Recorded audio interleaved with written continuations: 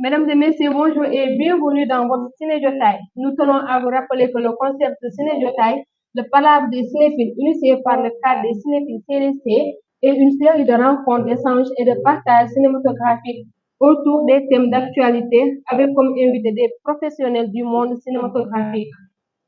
Ces rencontres se font sous forme de palabres animées par des membres du ciné-club cadre des cinéphiles et que dans sa seconde partie, le public pourra intervenir par des contributions, des suggestions ou des questions à l'invité ou aux invités. Ciné-jotaille, le palabre des cinéphiles se tient par quinzaine un mercredi à partir de 17h au siège du ciné-club. Alors aujourd'hui, nous accueillons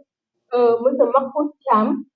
qui est un réalisateur et scénariste sénégalais, et M. Sarah Gadiaga, qui est aussi réalisateur et programmateur. Alors, M. Sarah, je vous laisse vous présenter. Salam alaikum. On peut parler en wolof aussi? Bien sûr. Salam alaikum. Ouais, comme elle l'a dit, mon nom c'est Sarah Gadiaga, donc jeune réalisateur, apprenti réalisateur et programmateur au Centre Yenenga. Je travaille au Centre Yenenga, je ne sais pas si vous connaissez le Centre Yenenga. Le Centre Yenenga, c'est un centre de post-production où on fait de la post-production, tout ce qui est montage, image, étalonnage et montage son, initié par le réalisateur franco-sénégalais qui s'appelle Alé Gomis. Et là-bas, je suis le responsable de la programmation et aussi le responsable de l'éducation à l'image qui s'appelle un programme qui s'appelle Sénégalais, qui s'agit d'initier les enfants sur les métiers du cinéma, de les donner un peu d'activité cinématographique. Merci beaucoup. Je suis ressortissant aussi de Ciné Banlieue et aussi membre de CDC. Merci beaucoup. Alors, Mahfouz, je vais aller Sénégal. Bon, salam alaikum. Man maa ngi tudd Mahfouz Thiam. Je suis un apprenti réalisateur et aussi maa ngi bokk Ciné Banlieue di nekk aussi étudiant laa woon étudiant subi max fa laa génne en tant que audiovisuel nu mu tudd sax art graphique audiovisuel et art graphique moom laa def foofu noonu formation moom laa am licence collège subi max. Donc, c'est par la suite que j'ai intégré Ciné Banlieue en 2021. Je fais partie du 15e promo, voilà, gagné. Donc, je vous remercie pour l'invitation, mais ça fait vraiment plaisir. Voilà, d'inviter les gens qui viennent de débuter dans le cinéma. Donc, ça va permettre aux autres de gagner un travail aussi, de gagner. Merci à vous. Alors, Mahfouz, vous êtes lauréat du programme DocDay durant le FESPACO. L'avez-vous envisagé? Bon, au départ, c'était un peu difficile parce que c'était la première fois que j'ai eu idée de documentaire. Et aussi, programme daf nekkoon benn programme bi nga xam ne ni mën naa ne man maa ko gënoon nekk xale et que des anciens des grands ñi nga xam ne ay ponkal lañ ci cinéma bi. Donc au départ, je remercie de passage ay bi moo gisoon programme bi et c'est elle qui m'a envoyé ça. Bi ma ko envoyé man personnellement j'avais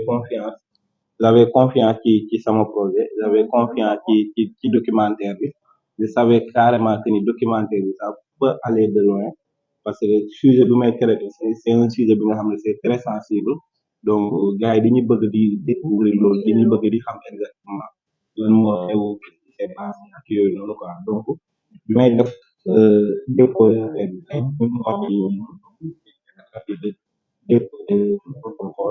c'était un peu compliqué au final si d'avoir je me suis dit que je vais tenter la suite ci lañ bindee projet bi puisque man j'étais ba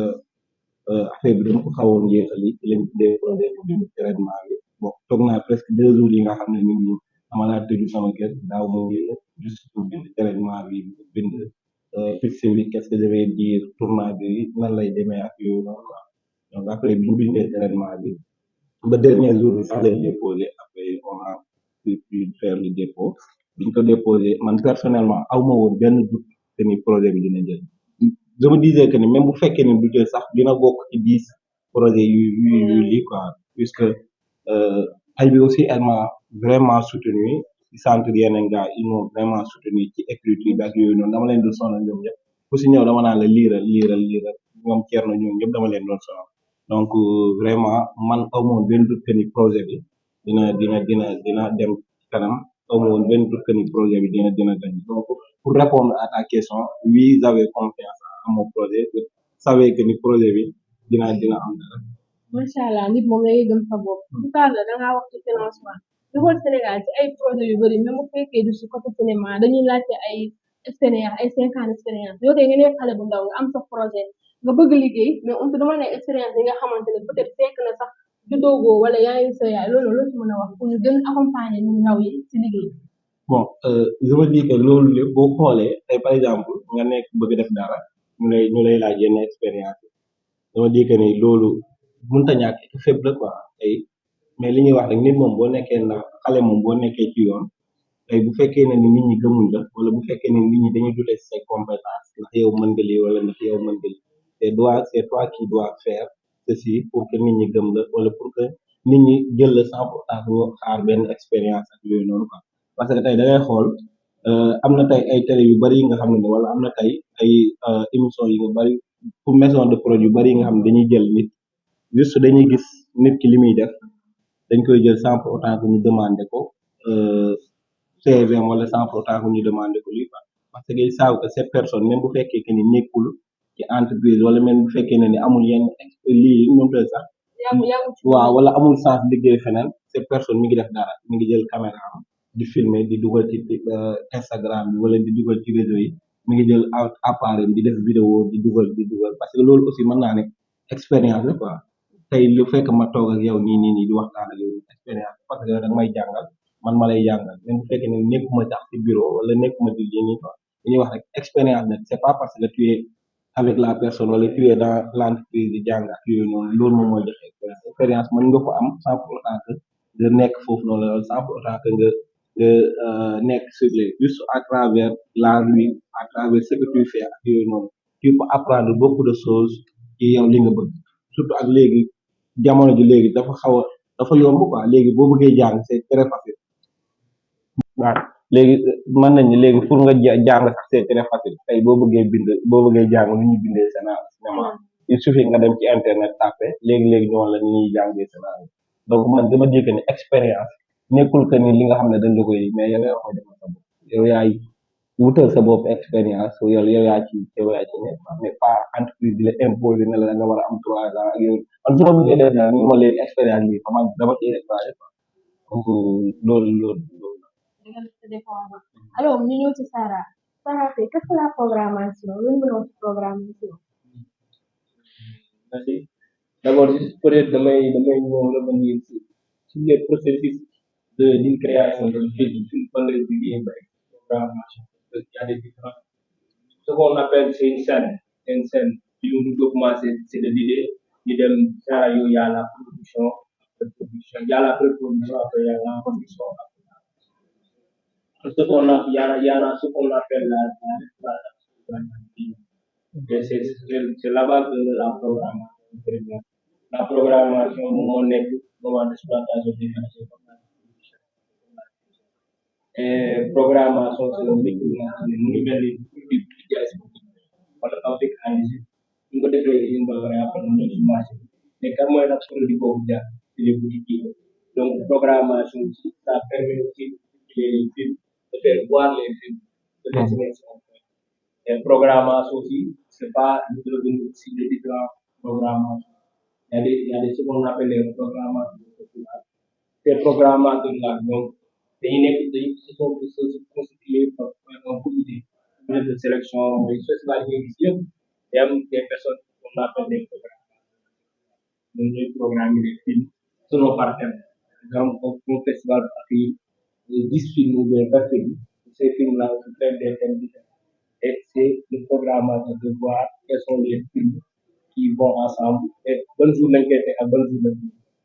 il y a aussi ce qu'on appelle les programmateurs de salle de cinéma aussi ces programmateurs aussi ñoom ils visent plus le commercial mooy li ñu mën a jaay ñoom aussi c'est des programmateurs mais il y a ce qu'on appelle aussi des programmateurs de l'espace comme man ce que je fais donc moi je suis un programmateur de l'espace d'échange et de visibilité de l'utilité donc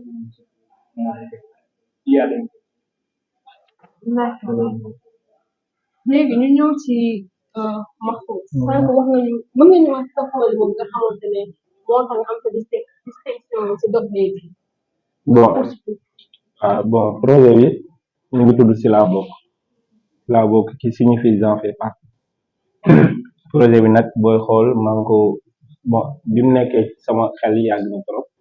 parce que dafa am sama benn xarit mën naa ne sama xarit la ñu wax Cheikh Ndiaye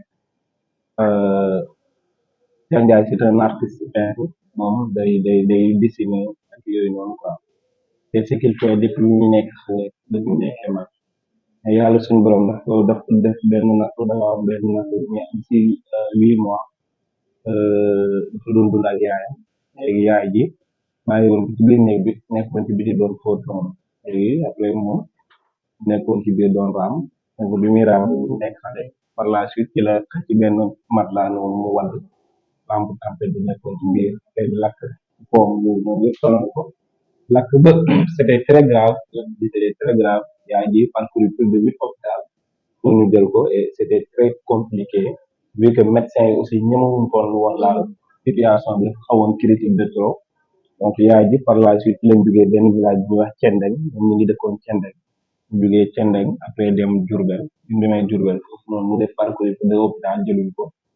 et après mu dem Thiès bi mu ñëwee Thiès la même chose ñëw Dakar principal aussi la même chose bi mu ñëwee CTO bon ci la taxawee noonu foofu aussi jëluñ ko woon au départ mais li ñuy wax rek yàlla suñu borom moom buy ñëw day ñëw donc y avait un médecin qui circulait noonu gis xale bi quoi bi mu ko gisee après automatiquement ci la ko jël en charge ak yooyu noonu donc depuis boobu ba léegi Cheikh est devenu un handicap il a perdu ses mains instant yi nii nii kanam bi aussi il a fait presque 8 opérations donc après ma sama benn ami d'enfant bu ñuy wax Mansa Mara moom moo organisé woon ñu organisé woon waaw merci moo organisé woon benn spectacle salam fële ne le Sorano vu que man maa yoroon communication ak yooyu noonu donc biñ demee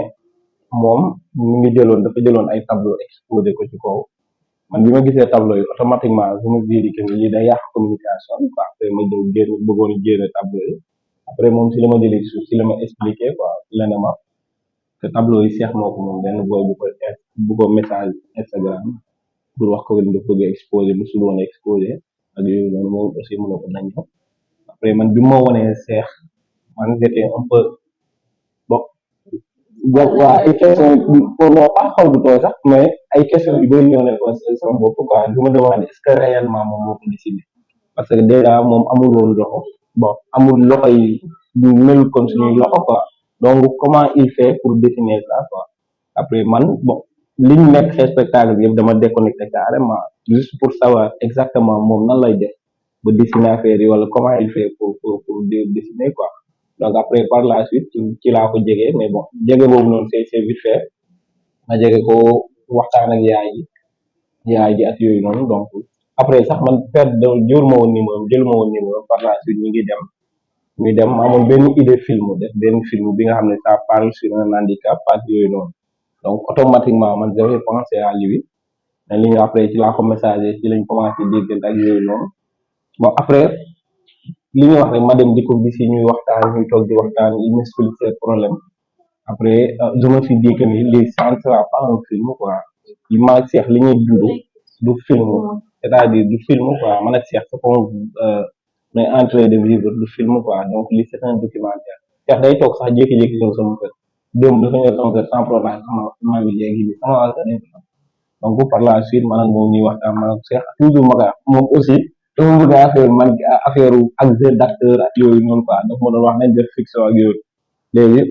noonu man ak moom ñuy déggante après ma gën wax ni carrément moom c'est quelqu'un bi nga xam ne nit ñi motivation la ci ñeneen handicap yi parce que moom dafa nekk nit ki nga xam dafa am ngëm-ngëm maanaam dafa bëgg dessiner te il est dans Cheikh da daan nekk classe sax di nekk si ginnaaw dem toog si ginnaaw di dessiner quoi moom di concentré wu day nekk toujours di dessiner ak yooyu noonu quoi après par la suite ci laa demee place am di ko fekk foofu loolu di waxtaan ak patron am Lamine Diédhiou maa ngi koy nuyu de passage di waxtaan ak Lamine di ma wax ci moom di ma wax ci Cheikh ak yooyu noonu donc après may dem këram di waxtaan ak yaayam toujours bu may dem du ma yóbbaale caméra damay dem nii rek di waxtaan ak ñoom di leen expliquer ba yaay ji aussi elle me fait confiance ne ma dénk naa la sama doom tey Cheikh nit dafay woo sax soxla dara il m'appelle quoi avant de muy décider dara il m'appelle donc noonu après ñu commencé tourner amuñu woon matériel amuñu woon dara boobu dinaa phase laa yoroon ak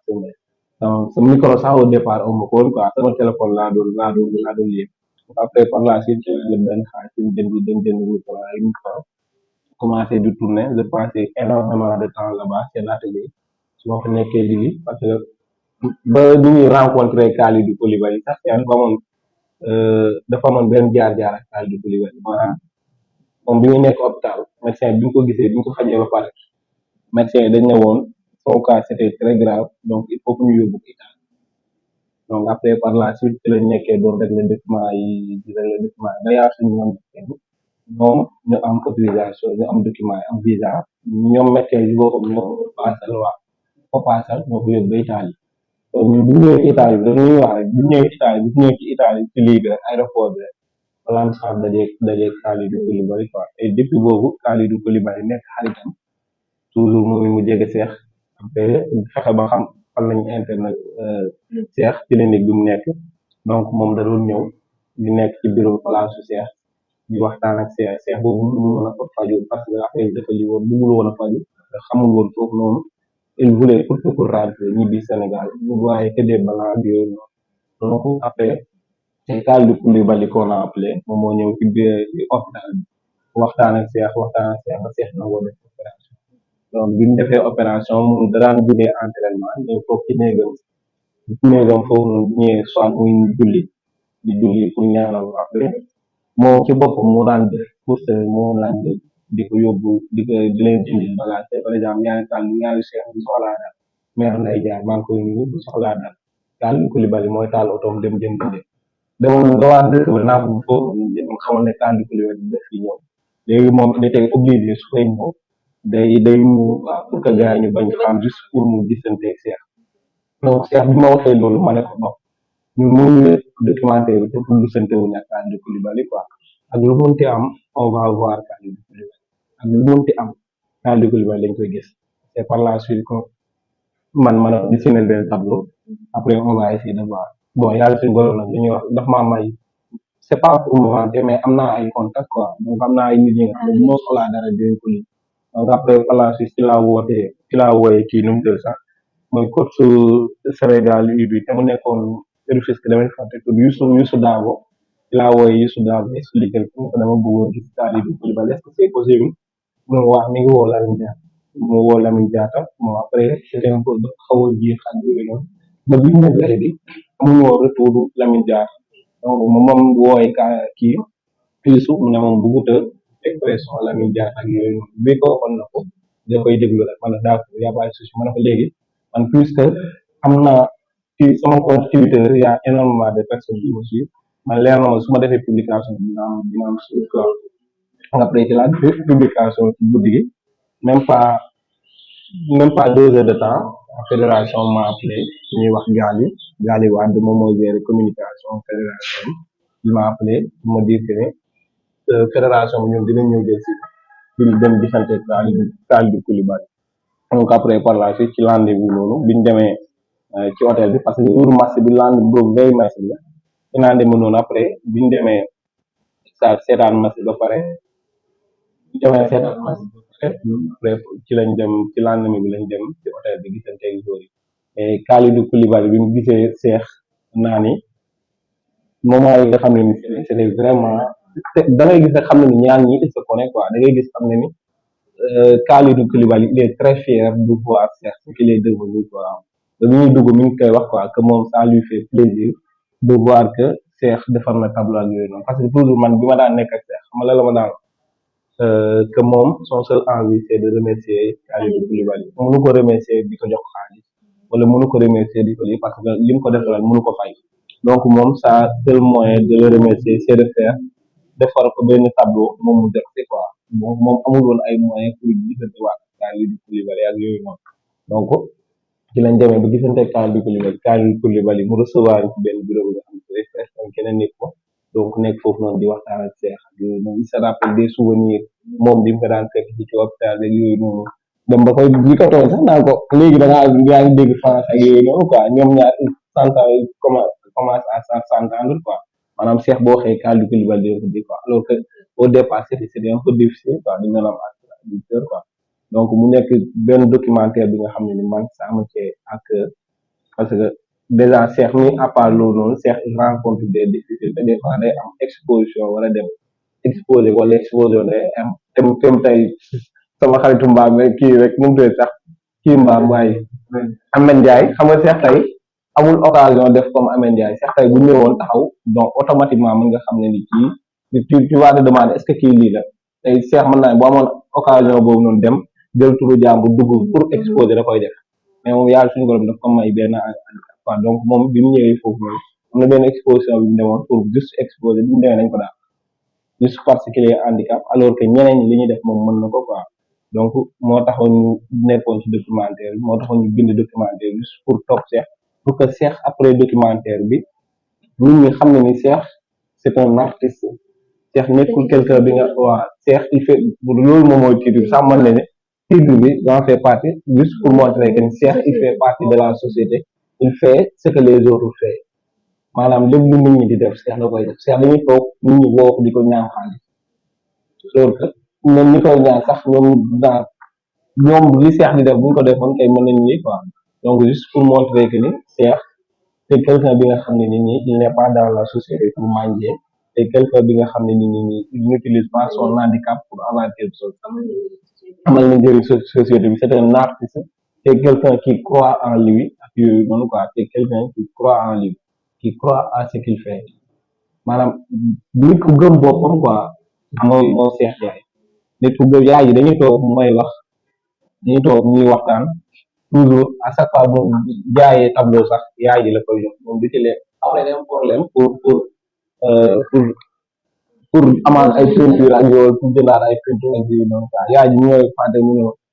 te am na fu mu demoon jox xaalis mu dem jëndi ginaar ñëw jox ko yaay ji quoi c'est-à-dire moog yaay ji dañu am benn complicité bi nga xam ne ni ils sont inséparables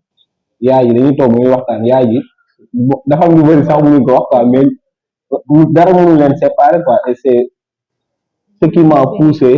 à vouloir faire ce film montrer la complicité d'un mère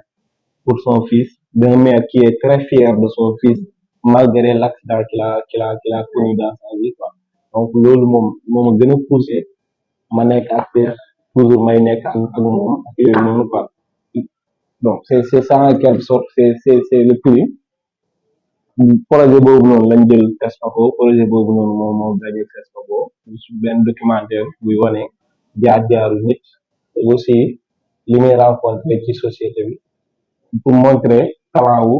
Cheikh et pas pour montrer que ñu yërëm Cheikh defuma documentaire bi projet bi nekk benn projet ba nga xam ne bu génnee ku koy seetaan day yërëm Cheikh mais juste bu génnee ku koy seetaan dina xam ne ni am na xale waaw malgré que ni handicap la mais c'est quelqu'un bi nga xam ne ni il croit en lui et il croit à ce qu'il fait quoi donc c'est d'accord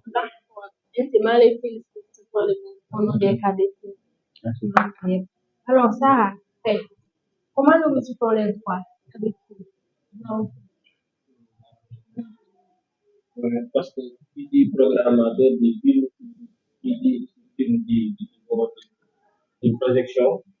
Avant de projeter un film aussi, je pense pour la communication du monde. Il y a ce qu'on appelle le néant droit. Le néant droit est un film, que ça remonte, parce qu'il y a une scène hiérarchique des films. Mais le cas le plus souvent, c'est plus fréquent, c'est la production qui détient les droits. Production mondiale de l'Asie. Donc, droit de diffuser le monde. Et il y a des cas aussi, par exemple, ça arrive que les droits de la réalisateur réalisateur par exemple, si le réalisateur est produit comme film, par exemple, si je demande de protéger les vidéos, je demande directement donc, dans ces cas-là, il y a une droit de film, autonomisé au niveau de la mais cas yu bëri mooy si des production yu bëri yu am la waaw mooy production bi moom ayant droit yi donc bala ngaa teg film bi pour nga écrire les ayants droit ce qu'on appelle une demande de diffusion parfois nag c'est compliqué parfois day accessible parce que ça dépend bu nekkee long métrage souvent coût yi ngay négocier ça demande jusqu'à 250 ou bien 300 euros bu nekkee franc CFA mën naa am 250 pour benn diffusion bu nekkee aussi court métrage mën na dem ba 150 par exemple Sénégal c'est rare aussi de voir des espaces yi nga xam ne dañuy def diffusion yoo xam ne ils sont capables de baisser son nom pour faire mais dans le sens Yenenga man maay gérer les événements par exemple des films j'appelle directement la production pour lui demander est-ce que je peux présenter mon film dama koy bind mais mu ne ma ah comment ma ne ko mu ne ma comme décision ma ne ma c'est ay bi lii la mais dans la demande man devait lui expliquer que on est un espace bi nga xam ne dañuy projeter des films gratuitement c'est particulier c'est un bilan de la c'est gratuit c'est pas payant et aussi on n'a pas les assez de moyens pour payer les droits mais par contre on a une somme symbolique par exemple moi pour les longs métrages maximum je fais 100 000 lay fay pour les courts métrages 50 000 c'est pas la somme qu'on paye donc pour les normes normal mais si c'est des secteurs de comme espace on fait des projections gratuites et tout ça va permettre aussi aux réalisateurs exactement parce que au sein d'Yenenga on est organisé par pôle il y a des différents pôles il y a la pôle il y a le pôle de la formation il y a aussi le pôle de production il y a aussi le pôle de programmation on a 3 pôles les pôles bu ne day am benn responsable et maximum beaucoup de responsable donc chaque pôle aussi day am budget fonctionnement annuel boo xam ne moo lay permettre yow ngay def say activités que ça soit man si programmation des rendez-vous du Bambey du Sénégal qui s'appelle l'éducation à l'image et budget bi nga xam ne moom lay accompagner que ça soit mën naa ajjee de cette année il y a chance d'avoir un partenaire qui s'appelle Music Matter c'est des Hollandais c'est un festival qui se trouve en Hollande mais souvent ce festival là accompagne des diffusions par exemple comme cadre des cinémas comme ngeen def da ngeen def ay projection gratuite donc ce fonds là ñu ngeen def après ngeen mën see am dañ lay accompagner durant 6 mois des projections gratuites et pour permettre aussi yow ngay bind jënd leen quoi donc cette année ñun ñoo accompagné cette enveloppe va me permettre d'acheter non seulement de voir des films mais aussi de bien organiser mes activités ça soit pour Sénégal par exemple chaque samedi chaque 15e l'organiser séance de des ateliers mais de mettre des outils pour aller assurance damay dina boîte et tout ça dans la koy gérer si enveloppe bi mu demande si je déplace aussi pour faire des zones de former et avec cet argent là que je dépense pour faire des publicités donc c'est ça et droit aussi parfois da ngay gis benn film mais doo xam kan moo am droit c'est à dire taper sur internet il y a beaucoup de procédures quoi da ngay def ay recherche doo ko internet kan moo am droit patrociné nga def patrociné et c'est moo tax c'est compliqué moo tax par exemple si tu penses à programmer un film au mois de juin moi actuellement je suis en train de faire le mois de juin pour chercher les gens parfois c'est un peu long quoi parfois tu peux écrire un mail ça reste 2 semaines 3 semaines avant qu'on te réponde parfois ça devient pas réactif donc da ngay négocier les droits en amont aussi parfois tu trouves aussi d'autres solutions par exemple nous comme c'est pas facile toujours de payer les droits on a trouvé des partenariats avec des on a droit de profiter de catalogue c'est des courts-métrages mais parfois ça m'arrive de faire des séances de courts-métrages de 3 courts-métrages pour une soirée donc moi j'ai le droit de directement sur le catalogue des films on est en partenariat en même temps aussi il y a il y a une plateforme qui est l'électrique français. Cette plateforme-là aussi est gratuite. Si tu veux projeter votre film, avant d'aller négocier les droits, je vais chercher directement sur la plateforme. Si je ne trouve pas à l'utiliser, faut que je paie les droits directement. Donc, c'est comme ça. Et aussi, il y a des conditions parce que si tu négocies un droit, nga am droit de diffusion, benn diffusion, amoo droit de diffusion. Donc, et il y a des messages à signer, tout ça, nous aussi comme ça. Mais c'est comme ça, parce que film aussi, on se rappelle de quoi de budget bu nga doon koy def, envoyé à des budgets à coût de 1 milliard pour un long métrage. Minimum dina egg 300 millions wala 400 millions pour un long métrage. Pour un court métrage, ñi am nañ production, ça va de 15 millions, 10 millions. Donc film boobu aussi luy tax muy am ay revenu, c'est grâce à la circulation des films et les gens yi nga xam ne boo payé les droits de film pour permettre donc bu ñu defar seen ñoom ay fonds et waaye exactement permettre aussi parce que un artiste au cinéaste man je suis un réalisateur pour soit faire un film et mu mën a doon suñu film quoi si je fais un film c'est d'abord pour m'exprimer c'est d'abord pour exposer des faits pour raconter des histoires mais aussi c'est pour vivre donc c'est ça cinéma c'est un art peut-être bu ma war a mën na fi dund quoi mën na fi mais loolu koy may mooy après cette œuvre là am rendement que ça soit des cinéma que ça soit des espaces de donc après c'est ça et il y a des questions. D'accord. Ñu ñëwaat ci Mahfouz. Mahfouz, votre prix a été remis à votre absence. Qu'est-ce que ça vous fait de ne pas être présent? bon waaw bon su ma sañoon moom damay nekk foofu noonu quoi parce que li ñuy wax rek projet bi man dama def pitch en ligne c'est-à-dire dama def benn vidéo et que ma pitché projet bi wax projet bi exactement parce que man puisque man je pouvais pas partir ñoom ils m'ont demandé à ce que ma def ko en ligne quoi donc man dama toog suñu kër après fa laa defee vidéo bi ak yooyu noonu bon sonaloon naa sax sama xarit bi parce que ñoom ñoo ma doon jàppale pour ma def vidéo bi donc après par la suite ci laa defee vidéo bi ci laa leen ko yónnee mais man bi may def vidéo bi sax genre je me disais que man je pouvais être là-bas mënoon naa fa nekk quoi comme tey nit ñi ñu fay demee di présenter seen projet foofu noonu mënoon naa fa nekk mënoon naa dem présenter sama projet ak yooyu noonu ça me faisait un peu mal à l'idée de ne pas être là-bas quoi et c'est compréhensible quoi parce que li ñuy wax rek nit ki nga xam ne ni tu avais du mal à trouver un peu d'argent pour tourner parfois sax da nga naan am problème benn micro bi nga xam ne day jël nii et tey nga war a dem Burkina nga jël par exemple benn billet avion bi nga xam ne 600 000 lay jar ak yooyu noonu quoi donc c'était très difficile donc après par la suite ci la gëmee yàlla toog fii nii def son projet te bi ñuy fixé affaire bi sax man bi ñuy def séance de petit bi man j'ai pas regardé ça affaire bi mi ngi ma fekkoon je me suis dit que puisque instant yi nii mooy loolu te gars yi ñu ngi fële na ay bi moom représenté woon foofu noonu donc ay bi mi ngi foofu noonu di pitché ak yooyu noonu xaaral ma suba bu ma xëyee ma jël oto ma dem liggéey dama pitché si saa si yónnee ko non jour bi ñu may répondre ne ma je fais partie des personnes qui vont pitché mon projet fait partie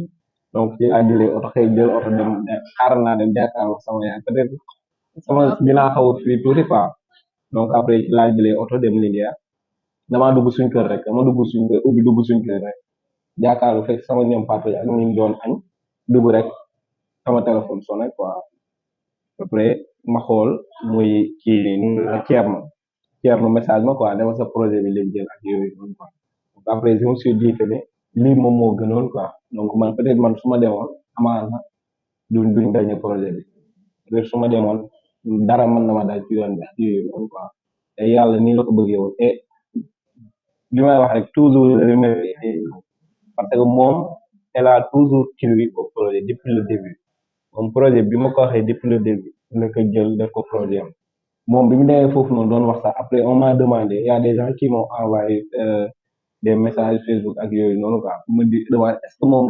nekkul moom moo bind projet est-ce que ne c'est pas ay bi qui a écrit le projet parce que tellement que ni muy waxee yow da nga yow tu te dis que ne kii xam na see xam na lii nii quoi elle maîtrise le projet elle maîtrise tout ce qui se passe dans le projet boo ko woowoon léegi nii ne ko ay bi projet Mahfouz bi mën na la ko wax ba de A à Z quoi et ça fait vraiment plaisir te le fait que nga wax nit sa projet moom mu jël ko bëggal ko boppam di bi muy taxaw di pitché ak yooyu noonu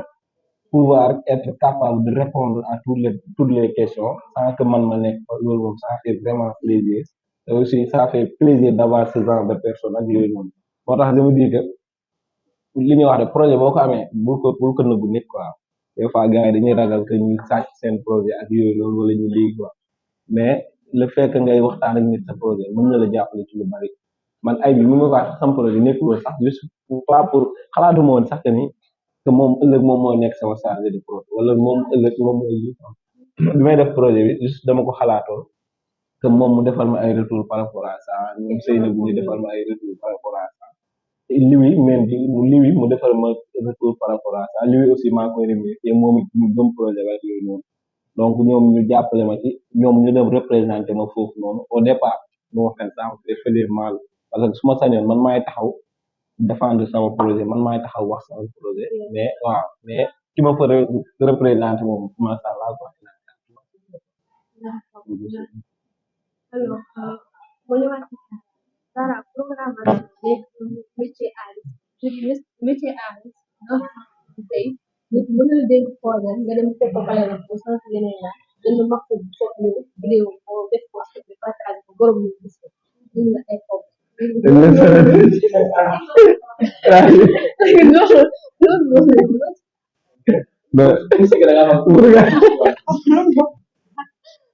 comme si que da ngaa xam si koy mos ah gars yi vidéo rek lan la naroon présenté yow xam nga dans ce cas bon yoo lay fen jox ko marque yoo la ko je pense comme ni nga ko waxee programmation dafa nekk mbir yoo xam ne demande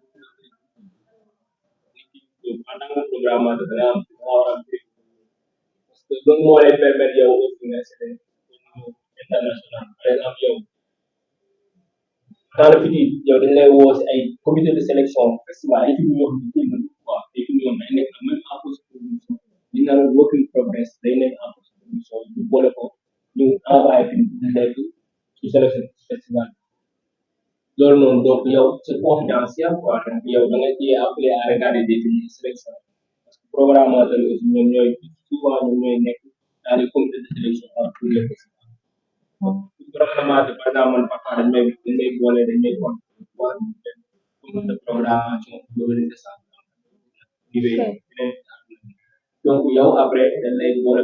yow film yi ngay def foofu yëpp dañ lay defal li ngay defal le mot de passe donc yow c'est confidentiel bi yow boo nekkee benn programmateur qui surveille pas tes bases wala tes données wala yow ngay partage ak jàmm donc à un certain moment su subir des doo am benn crédit loolu déjà c'est humain loolu déjà c'est humain donc loolu mooy première partie deuxième partie bi mooy affaire de ayant droit dafa nekk lu sew parce que droit la quoi tey jii nit ku doon film am ay demandé ay droit yoo nekk say document protégé et puis da ngay dem nekk de protéger ton film et pour protéger ton film il y a des normes qui encadrent le film donc si personne ñëw amul droit amul dafay film nga jël ko yóbbu ko donc yow le fait après yow la donc en tant que programmateur tu dois toujours faire des sorties man parfois dañ may dem dañ reproché que man film avant dama doon def film parce que man li ma defal contact ak programmation j'étais assuré banlieue je faisais des cours j'étais en formation je regardais beaucoup de films man dama bokkoon si moo xam ne loolu c'est un film yu bëri par exemple samedi sax ak dimanche parce que man bu ma ba dama leen nekk def formation mais comme dund naa sama famille j'étais seul les samedi et dimanche loolu yaakaar naa samedi et dimanche bu ma dem cinéma boo doon dem par exemple mën naa weekend dama doon 11 heures laa ko doon 11 heures laa ko doon dem benn personne bu ñëw jàmm si Salil moo ñëw gars yi ne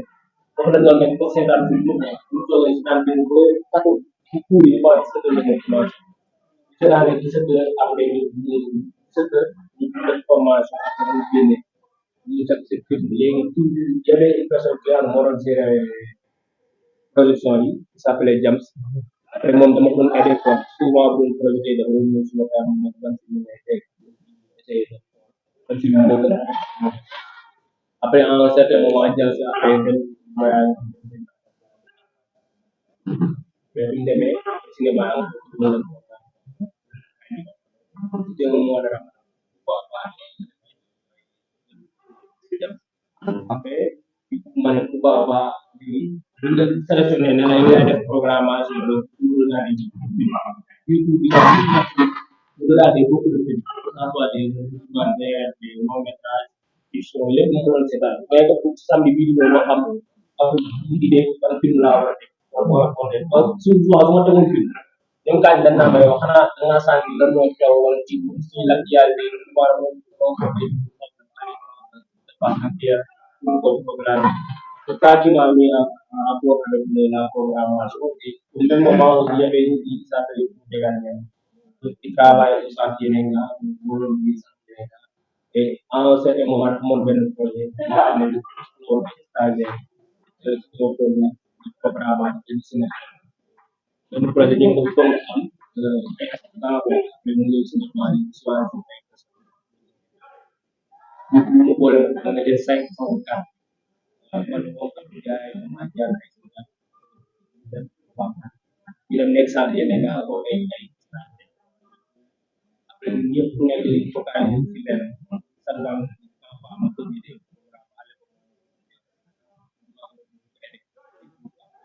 mais ñu essayer mo essentiel de mo may ñaanal il y a aussi une personne qui s'appelle Franck Demone qui est en train de dire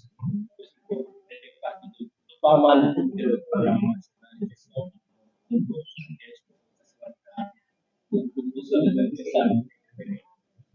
donc moom aussi moom dugal si benn programme bu tuddoon ouais programme talent ouais c'est ça dans 2023 le moom boole programme boobu noonu programme ci des jeunes yoo xam ne c'est des jeunes sélectionnés par moom yoo xam ne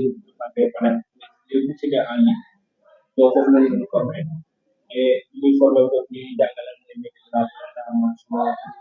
lan mooy origine cinéma africain bi ñu jàngal cinéma bi ñu jàngal aussi les produits cinéma boo liggéey programme benn boobu espace la lay def jàngal ñu après tout ce qui est programmation pour la commencer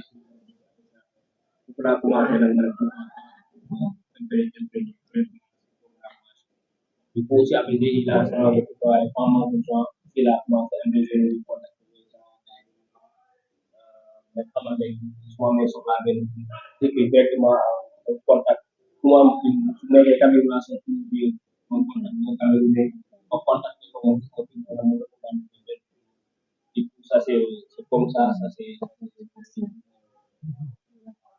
boo ñëwaat ci yow bàyyi di vidéo foo la jàng man damaa weex donc man damaa weex donc non man damaa weex donc man dañ maa jox benn film bon temps yooyu noonu maa ngi ñëw ci cinéma bi ak yooyu noonu donc je pense que pare naa sax man aussi damay regarder film je fais que regarder des films parce que naa benn film nag film bi mu am benn parage boo xam ne dafa reetaan de trop quoi mënoo ko seeraat di reetaan donc après et après ba film ko quoi après parce que man biñ la ko jox film boobu noonu pour man génn bi quoi ki ma ko jox xamul sax fan la jëlee film bi moom it pour moom film bi génn na film bi yàgg la quoi après ma estati ko ñu ma ko estati le réalisateur m'a appelé waaye yow di ma woo naan ma police dem police centrale bind pelentam jox ma juste pour ma wax ko kan moo jox film bi quoi le gars di ma woo di ma harcelé naan ma waaw maa ngi buntu commissariat central def vidéo selfie buntu taxaw buntu police centrale wala ma affaire police bi tellement man j'étais choqué parce que man je pensais pas que ni cinéma bu non man xaw ma parce que man bu ñu waxee man bu ñu waaj bi ma wooyee sax automatiquement expliqué waaj dafa wax rek ma ne ko maa ngi jégalu man xaw ma woon ni que film bi génn te passage bi nii ça m'a tellement fait rigoler mënu ma ko woon tey pour man kese quoi non c'était très compliqué moo tax film jàmbur bàyyi bul laal bul jege gars yi dañuy feleen heureusement sax ba li ñuy wax foofu noonu moom c'est pas lii parce que man mën naa ne passage bi ma jël moom mooy yooyu te bon peut-être y avait quelque chose bi nga xam ne mën na ko justifier tey bu ñu demoon police mën nañ ko justifier ak yooyu noonu quoi mais bu boobaa man aussi ba léegi mën naa si ñàkk bañ a am problème parce que booy xool réa bi moo jël filmam am mu ñu ko envoyé ñu ko envoyé ñooñu aussi jël film bi am ñu ko yónnee ba film bi ñëw ci man quoi donc ça s'est passé comme ça mais naroon nañ ma fi tëj nag problème boobu laa am depuis boobu ba léegi nag ils n'ont pas confiance en moi li ñuy def dañ naan maxfuus li ñuy def dañ naan maxfuus quoi damaa yox dum Alors, ñu ñëwaat ci thème bi, que représentent les rencontres cinématographiques pour un jeune? bon man personnellement tey su ma demee tey bay am idée waaw su ma demee tey bay am idée def film wala tey def documentaire c'est grâce aux rencontres cinématographiques donc man bi ma doon jàng audiovisuel on nous apprenait seulement l'audiovisuel comment faire des affiches comment tout filmer ou bien comment faire le montage man tey mën naa ne cinéma en tant que tel ou bien scénario en tant que tel ou bien réalisation en tant que tel rencontre cinématographique yi ñoo tax ma def ko donc muy ciné banlieue foofu laa nekkoon bi ñu jàng bi ma fay dugg sax maa sama xarit bi may wax ñoo fa àndoon may sama dafa àndoon maa ngi moom ñoo àndoon puisque moom il savait que man j'étais intéressé ci loolu noonu sur télévision